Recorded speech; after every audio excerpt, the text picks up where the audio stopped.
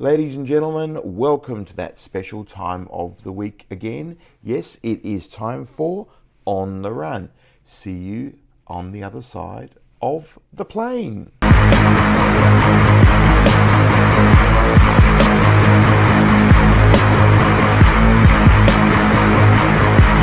And yes, here we are once again for On the Run, and it's greetings from Manila. Yes, it's Manila this week.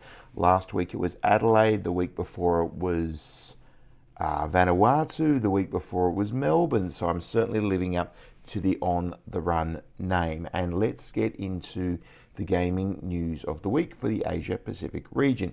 We start as usual in Macau, where Sands China announced a $175 million first half of 23 profit, so 175 million US.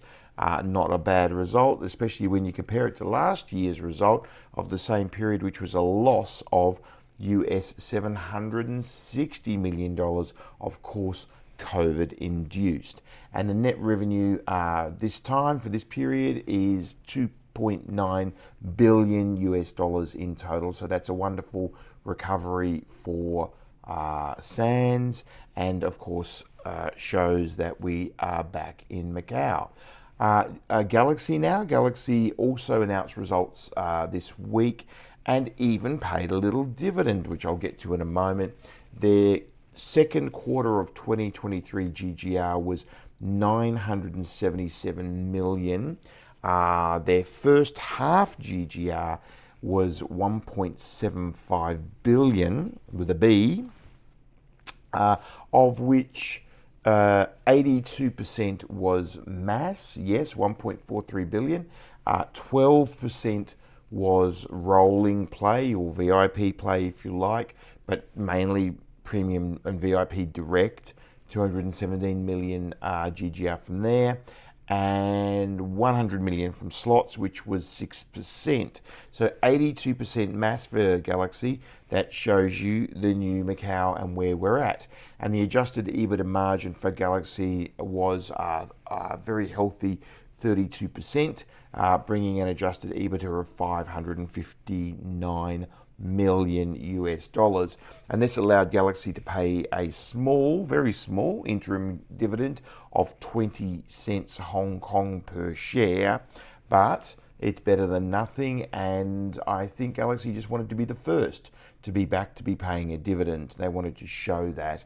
To give you an idea how small it is, well, the Galaxy shares are trading around 50 Hong Kong dollars at the moment, a little bit over $52. So 20 cents dividend on $50, well, that's 0.4%. Pretty small number, but as I say, better than nothing.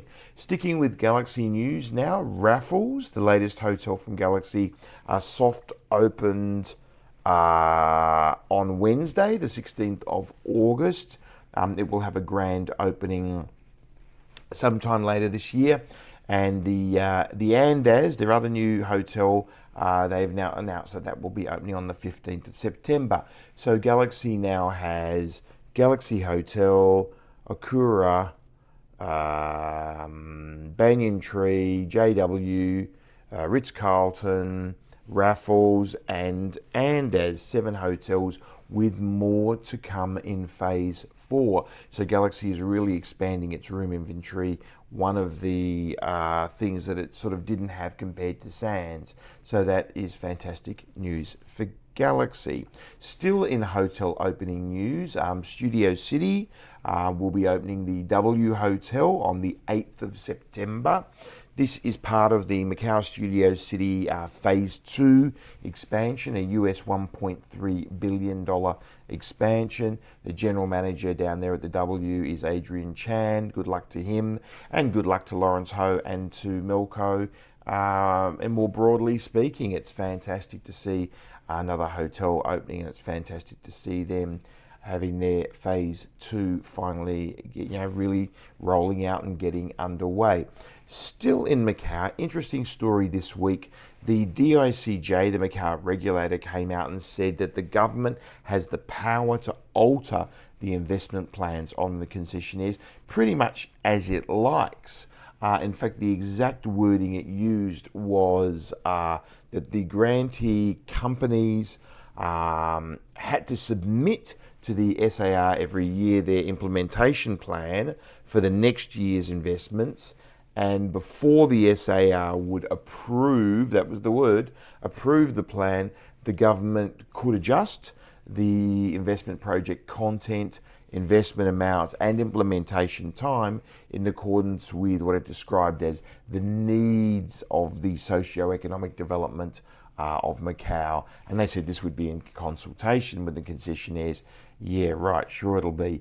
I mean, for me, that's pretty much full communism right there, when you've got a government telling a private company exactly how it should implement its plans. So if you were ever wondering how much control the government of Macau has over the concessionaires, pretty much absolute is the answer. It's previously been reported that the Macau government is not happy, it's not satisfied with the investment plans of the concessionaires thus far. So it'll be very interesting to see in the years ahead how this plays out and how demanding the Macau government is of the concessionaires. Okay, now let's head down the road to the Philippines now, where I am right now. Newport World Resorts, where I am right now, sitting in Newport World Resorts as I record this. Their Q2 2023 numbers came out this week. GGR slightly down to 153 million for the quarter. That's 153 million US dollars, of course, for the quarter. Their first half GGR, though, was up 20% year on year to 310 million. EBITDA numbers for them, the first half EBITDA is 76 million, so that's up 43%. So 76 million on 310, well, that's very roughly 75 on 300, isn't it? So about 25%, a touch under, maybe 24%. So that's a reasonably healthy number. So congratulations to Newport World Resorts. Still in the Philippines, and the PAGCOR casinos, we've been talking about this for a long time. The chairman of PAGCOR has come out and said he wants to privatize the 43, well, it's often reported to be 45, but two are closed, so it's 43 casinos. The 43 PAGCOR owned casinos, he wants to privatize them. He wants to get them out of PAGCOR's hands and have PAGCOR completely and utterly as a regulator, not an operator. And he said the bidding for these 43 casinos combined is going to start at 1.1 billion US dollars.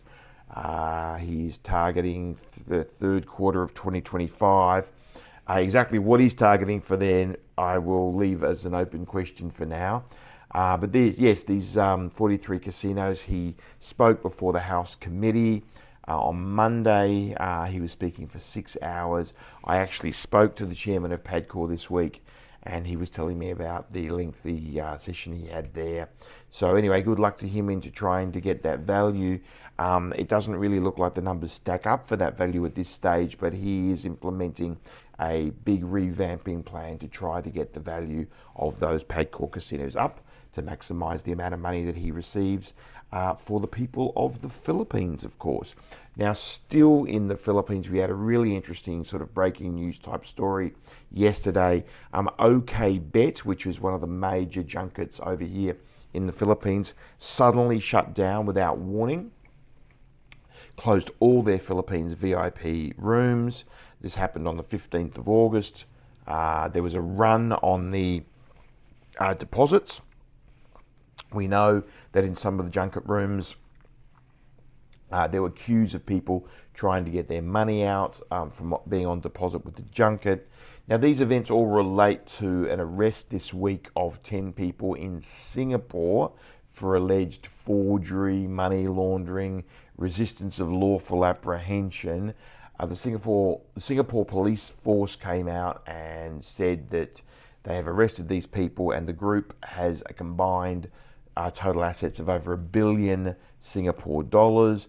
And listen to this: 94 properties, 50 vehicles, 35 bank accounts with greater than 110 million Singapore dollars in them combined, and an unconfirmed source of IAGs, we don't know if this is true or not, but pretty good evidence it may be, said that there was 23 million Singapore in cash in various currencies, like literally folding cash, that was seized, as was over 120 electronic devices, 250 designer watches and designer handbags, 270 pieces of jewellery, 2 gold bars, and 11 virtual assets. And I almost want to say, and a partridge and in a pear tree. That is a pretty impressive list of assets, and as the Singapore Police Force said, they believe it is more than $1 billion Sing in assets. The 10 people that were arrested, apparently 3 were Chinese, 3 were Cambodian, 2 Cypriots, somebody from Turkey, and even 1 from Vanuatu, where I was coincidentally last week, or the week before last actually.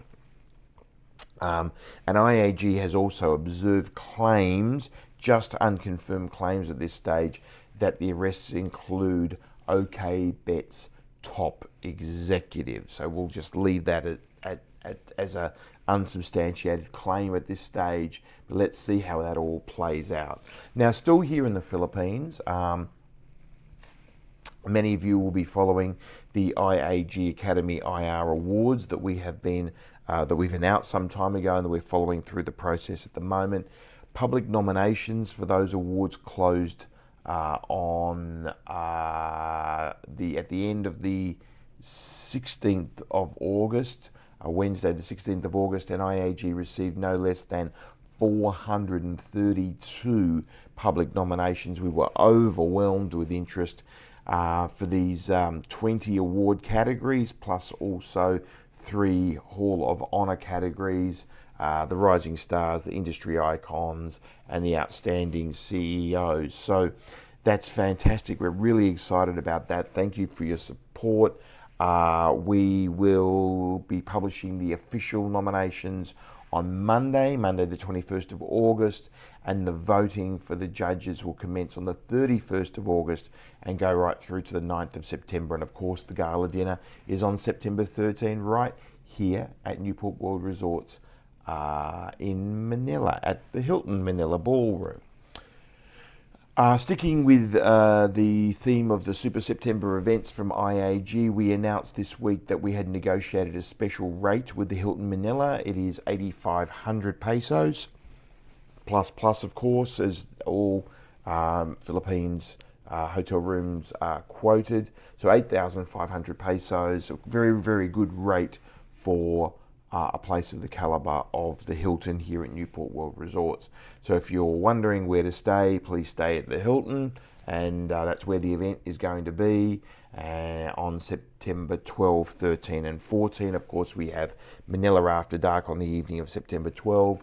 We have the IAG Academy Summit all day on the 13th and the 14th, and on the evening of the 13th we have the awards. So it's going to be a great Super September week.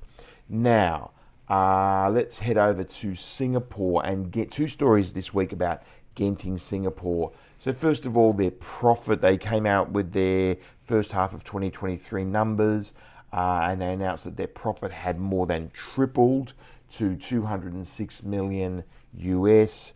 That's a fantastic result for Genting Singapore and for Resorts World Sentosa. A 57% year-on-year gaming revenue increase and to 555 million US, and an 82% year-on-year non-gaming revenue increase to 248 million US. Means that the ratio of gaming to non-gaming is 69% gaming to 31% gaming, non-gaming. So that's quite a healthy ratio, with a big number for non-gaming, big for Asia anyway. The adjusted EBITDA was 337 million US dollars for the half. So congratulations to Genting Singapore, and they also in their results outlined that they are working on renovation and expansion works at Resorts World Singapore. So good luck to them. Fantastic to see them back in the black. Now, next story about Genting Singapore again is they've appointed their long time CFO Li Shiru as president, Resorts World Sentosa president. It will be effective 1st of September 2023. So SR Lee, congratulations to her. She will be reporting directly to the Resorts World Sentosa chairman and CEO, which of course is Tan Hee Tek. And it was interesting to note that this appointment follows the resignation of Wai Lam, who was appointed Deputy CEO in January and resigned less than 6 months later. He was a former Singapore Business Federation CEO, and I guess he didn't like the gaming industry, or who knows why he resigned, but he resigned pretty quickly.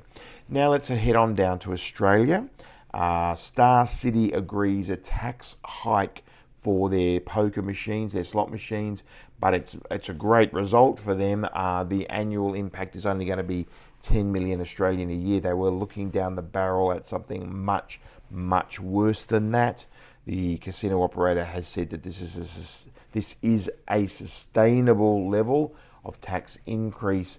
The previous state government in New South Wales was proposing a tax of greater than 60% on revenue in some circumstances. The tax at the moment is around 21%, jumping to 22% from 2024 and then to 23% from 2017. From the 1st of July 2030, the tax rate will jump dramatically and be based on a sliding scale of revenue, anything from 37.6% to 51.6%. Quite big numbers there.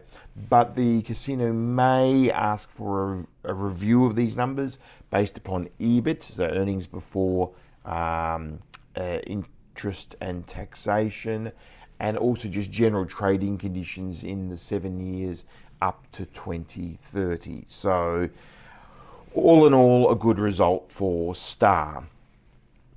Now to Adelaide, where I was last week. Sky City admits AML failures and in fact makes a penalty provision of 45 million Australian, that's 29 million US, in their accounts. In December 2022, AUSTRAC, who is the financial regulator in Australia and certainly tracks large cash transactions, they mounted an action against Sky City for AML breaches. AUSTRAC alleged an innumerable number of occasions, therefore the fine is impossible to work out. Very hard to estimate what the ultimate liability will be. Crown Casino in Melbourne agreed to pay around US 300 million to remedy this sort of thing. You'd think the number for Sky City would be substantially less. Is 29 million, which is 10% of Crown, enough? Probably not, but they're breaking their shareholders into it, I would suggest. Still in Australia, Tabcorp, so sports betting now. So Tabcorp extended their sports vision contract with Sportsbet. This is to 2036, all the way out to 2036. This is an interesting one. Tabcorp and Sportsbet are at each other's throats, trying to get market share, and Sportsbet's been winning that fight. Tabcorp is down to only 24% market share, whereas Sportsbet's was estimated recently at 44%, so they're well and truly winning. And historically, Tabcorp has been the one with the advantage. But Tabcorp has access to live horse racing vision, and it's part of their business. They have a media business, and so they are actually selling this vision to their rival, Sportsbet. They expect, Tabcorp that is, expects to make somewhere between 30 and 40 million Australian EBITDA in the 2024 financial year for this deal. So it's an interesting deal. You're helping your competitor, but you're making money out of your competitor. Last story for this week, Mohegan's Sun, Mohegan's Inspire, is the Korean Mohegan, is set for a Q4 this year launch. They claim to be 89% complete. They say the very final investment drawdown of just 67 million US will be drawn down in the very near term, and that will complete the phase one $1.6 billion development. They need to open their non-gaming facilities first by law, set down by the Korean government, but they are hoping to open their gaming facilities as soon as possible thereafter. And in the earnings call, they said that it would take something, I know, quote, really abnormal to prevent them from achieving that goal. So I'm looking forward to seeing Inspire, the Inspire Entertainment Resort in Korea, in Incheon, open, and I hope to get up there early next year, take a look so I can report back to you what I think about it. The run continues. The run is almost over. It's simply just Manila straight back to Macau, so I'll be here for another nearly a week, maybe for 4, 5, 6 days, then back to Macau, and I'll be in Macau for a week or two, but then back to Manila again, of course, for the Super September events. But I'm looking forward to get back to home base to Macau, to settle down and pay a few bills and tick a few boxes before hitting the road again on the next run. Well, that's it from me for this week, and we will see you next time. Have a great weekend. Bye for now.